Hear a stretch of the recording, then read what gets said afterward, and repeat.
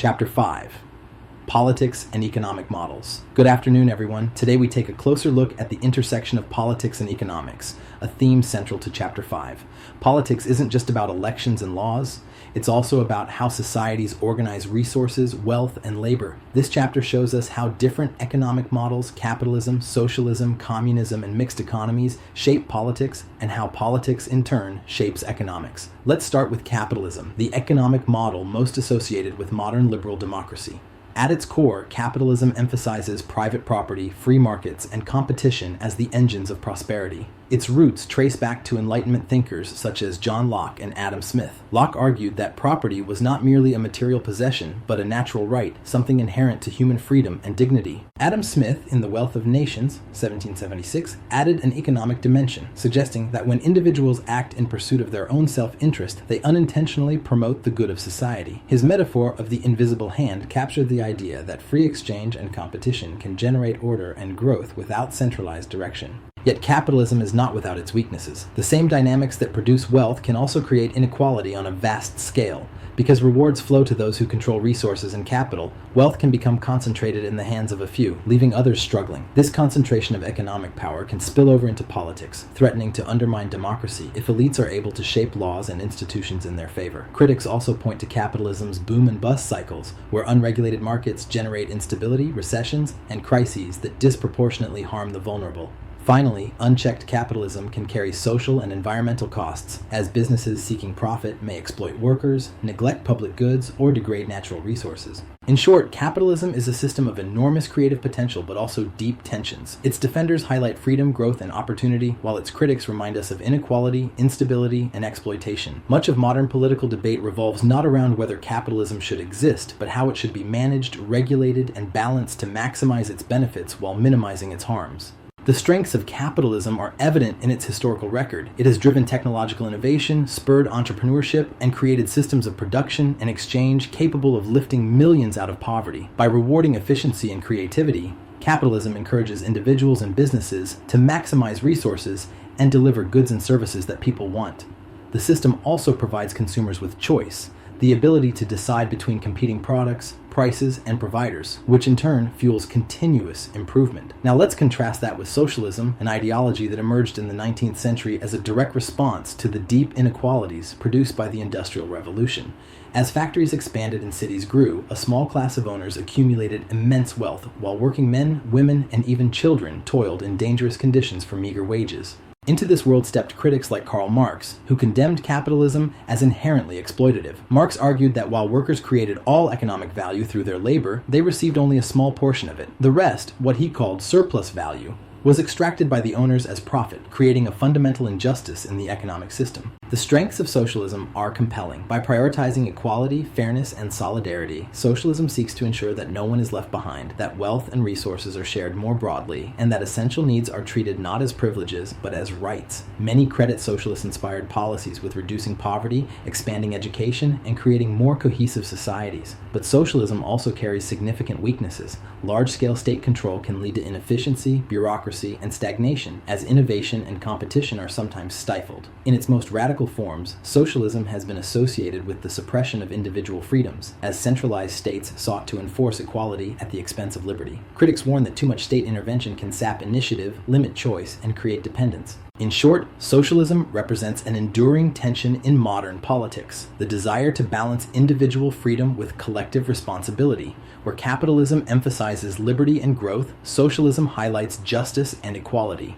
The ongoing debate between these two models continues to shape societies around the world, with many nations experimenting in different ways to blend the strengths of both systems while minimizing their flaws. Socialism, at its core, emphasizes collective ownership, redistribution of wealth, and social welfare as correctives to this exploitation. But socialism is not a single, uniform model. It has taken many forms. Revolutionary socialists, like Marx and later Lenin, called for the complete overthrow of capitalism, replacing private property with common ownership and aiming to build a classless society. In contrast, democratic socialists such as Edward Bernstein in late 19th century Germany sought to reform rather than abolish capitalism. They argued that working people people could achieve justice and equality through the ballot box, building systems that combined democratic governance with social protections like healthcare, pensions, and education. In the 20th century, this vision inspired social democracies across Europe, where capitalism persisted but was balanced by strong welfare states and government regulation. If socialism is primarily about reform, then communism is about revolution. Communism envisions nothing less than a complete transformation of society, a classless, stateless world in which private property is abolished, wealth is shared collectively, and goods are distributed not by profit or market forces, but according to need. This radical vision was most famously outlined by Karl Marx and Friedrich Engels in the Communist Manifesto, 1848. For them, history was a struggle between classes, the ruling bourgeoisie, who owned the means of production, and the proletariat, the working masses. Communism represented the final stage of this struggle, when the workers would rise up, overthrow capitalism, and establish a society of true equality. Moreover, the drive to create a classless society frequently led to authoritarianism and repression. Communist states justified strict political control, censorship, and coercion in the name of protecting the revolution. Dissent was often treated as treason, and millions suffered imprisonment, famine, or death under regimes that claimed to be working for equality. This tragic gap between communism's ideal of freedom and equality and its real-world record of coercion and control remains one of the most contested legacies of modern politics. In short, communism stands as both a dream and a warning. It is a dream of radical equality, of a society liberated from class divisions and oppression, but it is also a warning about the dangers of concentrating power in the state and sacrificing liberty for ideology. Where socialism asks, how can we make capitalism fairer? Communism asks, what if we replaced capitalism entirely? A question that has defined revolutions, inspired movements, and sparked fierce debate across the modern world.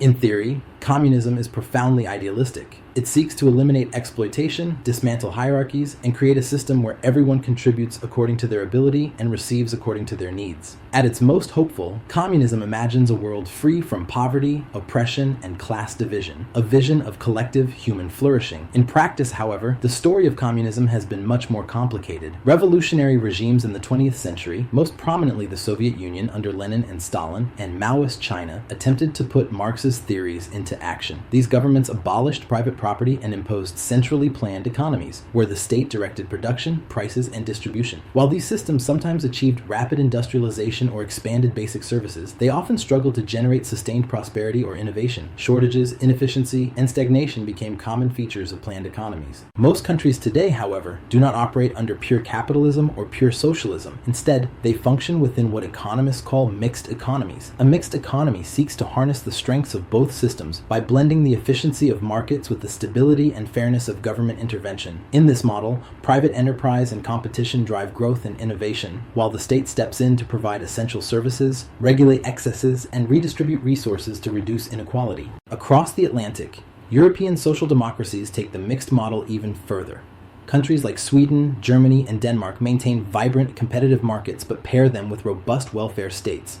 Citizens enjoy universal health care, tuition-free higher education, paid parental leave, and strong labor protections. Taxes are higher, but the trade-off is a social safety net that significantly reduces poverty and provides a high standard of living. These nations demonstrate how markets and social protections can coexist, producing both prosperity and social cohesion. The underlying logic of a mixed economy is straightforward. Combine the innovation and productivity of capitalism with the equity and stability of socialism. The market rewards risk-taking and efficiency, while the state addresses market failures, such as pollution, monopolies, or systemic inequality. In this way, mixed economies attempt to reconcile two competing priorities: individual freedom and collective responsibility. Of course, mixed economies face their own challenges. Too little regulation can allow inequality, corruption, or financial crises to flourish, while too much state intervention can stifle growth and innovation. The balance between market freedom and government oversight is constantly debated, shifting with political winds, economic pressures, and cultural values. In short, the mixed economy has become the dominant economic model of the modern world, not because it is perfect, but because it is adaptable. It recognizes that neither markets nor governments alone can solve society's problems, and instead tries to weave the two together into a system that is both dynamic and humane.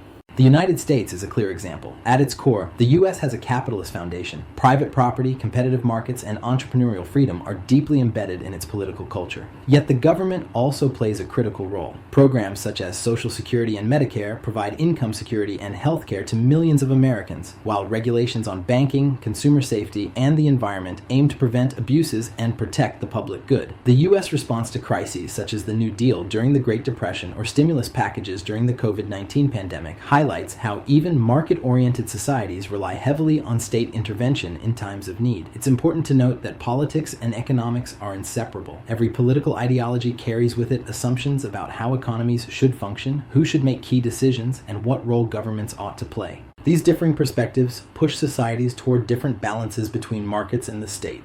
Keynesian economics, named after the British economist John Maynard Keynes, emerged during the Great Depression of the 1930s, a time when classical free market ideas had failed to explain or remedy mass unemployment and economic collapse. Keynes argued that markets are not always self-correcting. In fact, they can get stuck in prolonged downturns because consumers cut back spending, businesses stop investing, and fear feeds on itself. To break this cycle, Keynes proposed that governments should actively intervene in the economy, especially during recessions. By increasing public spending on infrastructure, jobs programs, social services, or cutting taxes to boost demand, governments could prime the pump and restore economic confidence. Once growth returned, governments could then scale back intervention. This approach, sometimes summarized as spend in bad times, save in good times, became the dominant model for much of the mid-20th century, shaping policies like Franklin Roosevelt's New Deal in the US and post-war Reconstruction in Europe.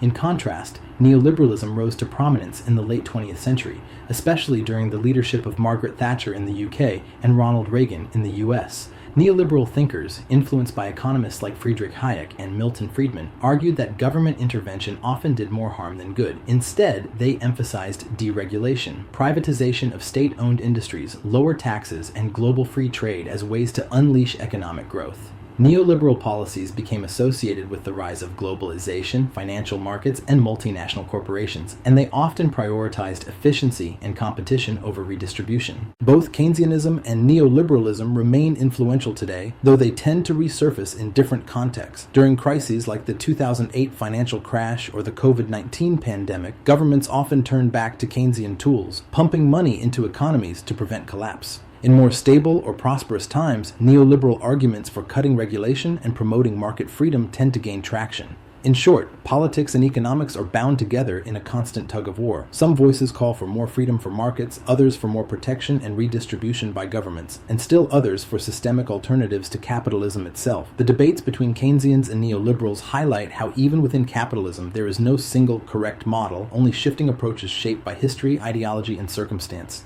Would you like me to also expand with a section on contemporary debates? For example, how modern policymakers blend Keynesian stimulus with neoliberal trade policies to show students the hybrid reality most economies operate in today? Conservatives often emphasize the virtues of free markets, arguing that economic growth is best achieved when government interference is limited. From this perspective, lower taxes, fewer regulations, and private enterprise are seen as engines of prosperity. Liberals, or progressives by contrast, stress the importance of regulation and redistribution, pointing out that markets on their own can produce inequality, exploitation, or environmental harm.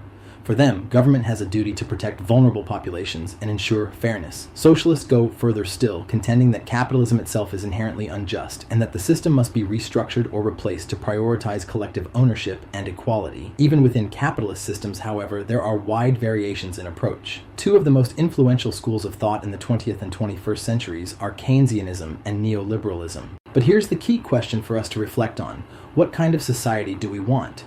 If we emphasize efficiency above all, we risk leaving behind the vulnerable. If we emphasize equality above all, we may sacrifice innovation and personal liberty. Most political debates in America, whether about taxes, healthcare, or climate change, are fundamentally debates about this balance between efficiency, liberty, and equality. Let's take healthcare as an example. Should it be treated as a commodity where individuals purchase it in the market consistent with capitalism and liberty, or should it be treated as a right guaranteed by the government consistent with socialism's emphasis on equality? Mixed economies try to reconcile these tensions, but the balance remains contested. In conclusion, Chapter 5 teaches us that economic models are not just economic, they are political political choices. They reflect values about what we believe is fair, what we believe government should do, and how we think freedom and equality should be balanced. Understanding capitalism, socialism, communism, and mixed economies gives us the tools to critically assess the policies and debates shaping our world today. Next time, we'll move to Chapter 6, where we'll explore abstract models of economic systems, the ideal types of capitalism and socialism, which help us compare theory with practice.